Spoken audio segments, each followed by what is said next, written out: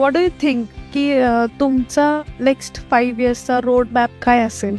मला खरं तर म्हणजे इतकी अटॅचमेंट रुरल डेव्हलपमेंट आणि विमेन वेलफेअरमध्ये झालेली आहे की ह्या 2 ॲस्पेक्टचा जर मी समतोल साधायचा बघितला, but I tell you this is just in my head. म्हणजे ह्याचा कुठला ब्लू प्रिंट नाही आहे किंवा अजून मी ते फील्डवर काही इम्प्लिमेंट केलेलं नाही. पण मला जेवढं ॲनालिसिस माझं झालेलं आहे त्याच्यावर मला लक्षात आलं आहे की जे रुरल एरियातल्या महिला असतात, ज्या सामान्य ग्रामीण महिला आहेत, त्या तेवढ्या टेक्निकल स्किल्समध्ये एम्पावर्ड नसतात. म्हणजे तुम्ही त्यांच्याकडून एखादा टेक्निकल सॉफ्टवेअरचा आउटकम नाही मागू शकत आहे, पण त्यांचा कल कशात जास्त असू शकतो. तर मला असं वाटतं फूड, टेक्स्टाईल्स, फॅब्रिक्स, डिझायनिंग हे असे सेक्टर्स आहेत जे त्यांच्या खूप जवळचे आहेत आणि त्यात त्यांना ते आकलन करायलाही जास्त सोपं जाईल.